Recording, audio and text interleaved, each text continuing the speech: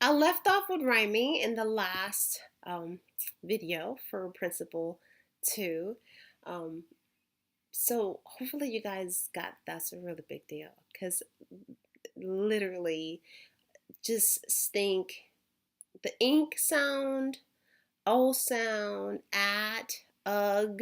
I mean, you can just think of so many words that if you, so many word families that if you just learn to rhyme with your child will just have an exponential vocabulary and ability to read and have fluency beyond any program that you can buy. So that is huge.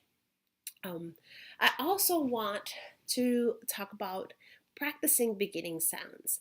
And you can do that again way before your child understands individual sounds, way before your child is in preschool, way before your child's in kindergarten. Just practice beginning sounds. So let's think about things that start with S. So Sam, sound, Santa, sand. And your child, especially when you have like 18-month old or a 20-month old, a 2 or 3 year old, may not know again at the beginning what you're trying to do.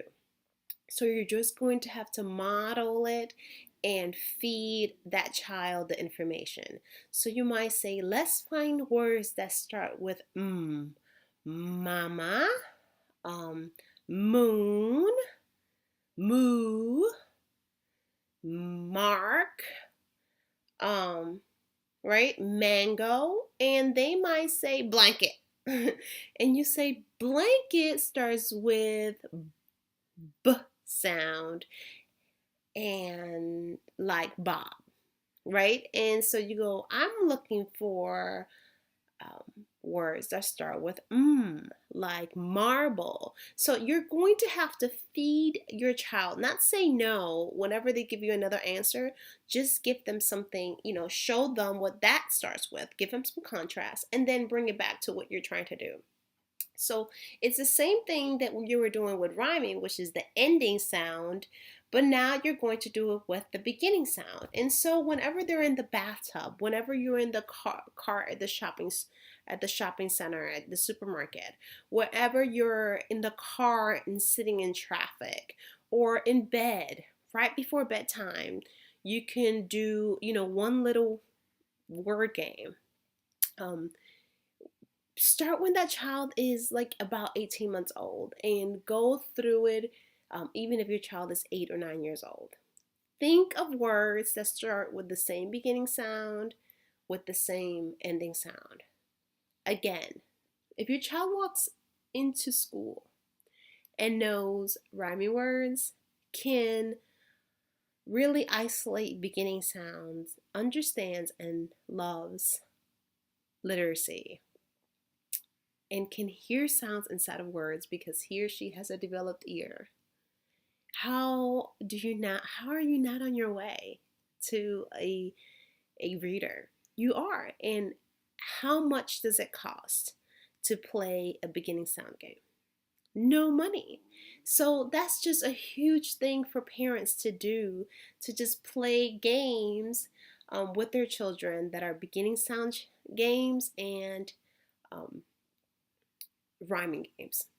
The other thing that you can do is introduce nursery rhymes, classic nursery rhymes, and children's songs. So, Kids Bop does not count as children's songs. We're talking about classic songs for children that were written for children, and because a lot of them are written specifically to develop a child's ear and for him or her to practice tricky sounds. For example, hickory dickory dock, the k sound inside of words sometimes is a little bit hard because it's a light hickory dickory dock. We're not k, we're not making that sound hard, but a lot of the times when you're doing them in a poem or in a song, you do place emphasis on them. And you can buy CDs for you to hear them, and you can play them in the car, for example. That's where usually I tell people to do it. Or you can play them while you're cleaning or doing something in the house. You can put them on the computer or the radio and let children listen to that music. So you can use those. Again, Hickory Curry.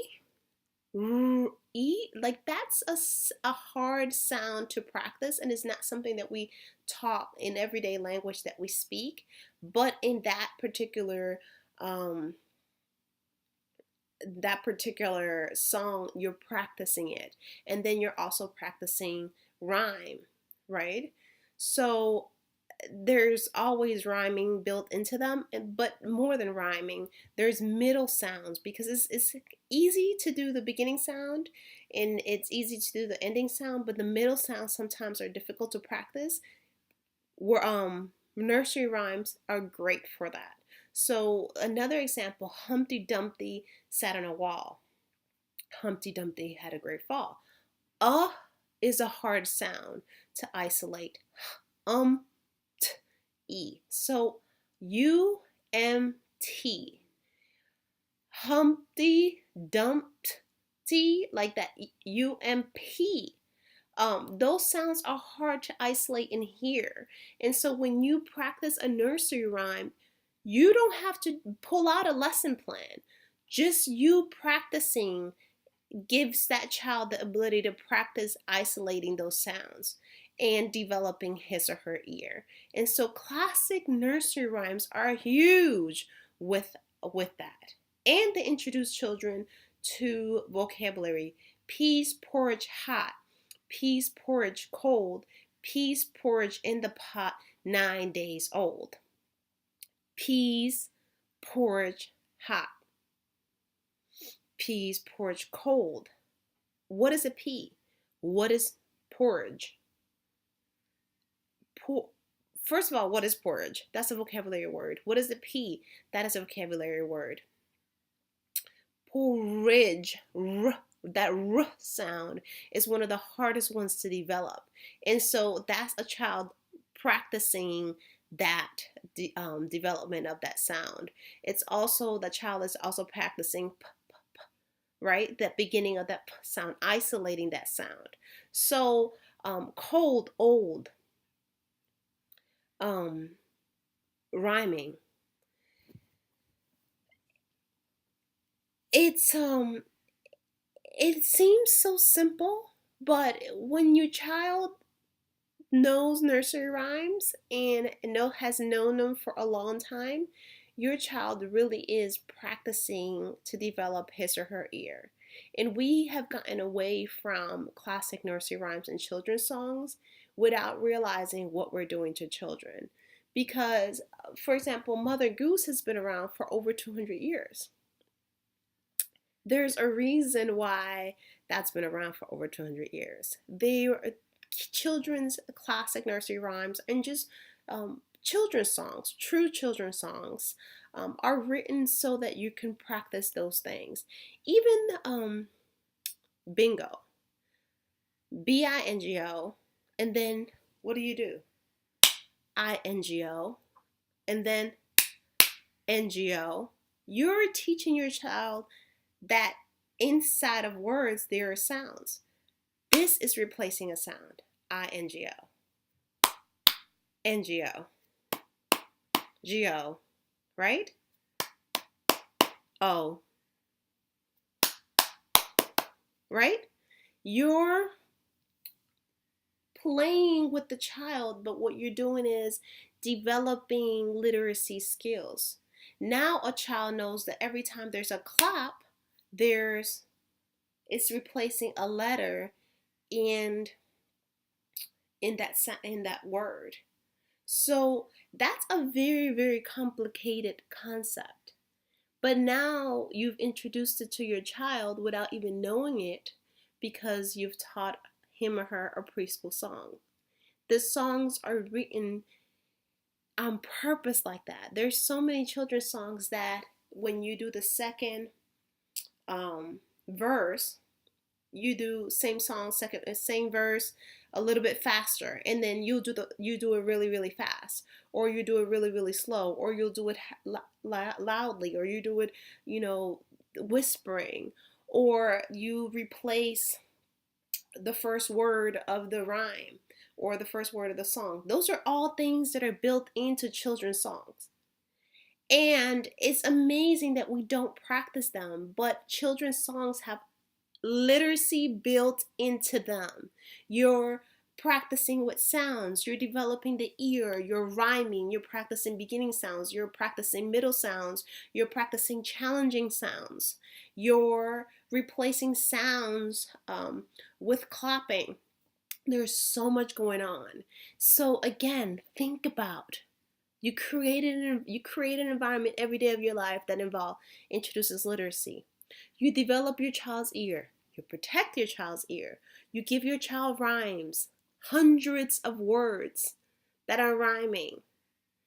Then you introduce literacy concepts through songs, because every day you play a song, or in the car you're playing children's songs, or before bedtime you play songs. So on day one, you play a rhyming game. On Tuesday, you sing a little song. On Wednesday, you do a beginning word game. You just do a little bit every day. Guess what? If you do this for 2, 3, 4 years, your children are going to walk into kindergarten and have a developed ear, tons of vocabulary, can hear word sounds inside of words because they practice middle sounds, can rhyme, will be able to spell hundreds of words because they know the beginning sound, they know how to rhyme, they know that they end the same, and just like that will start writing like crazy. You have a reader, and what have you done? What did it cost you? Some songs, whispering, rhyming games. This is why this work is so revolutionary. And this is probably why it's not mainstream, because there's nothing to buy. And so we have to teach our children's songs. We have to play rhyming games. We have to play beginning sound games.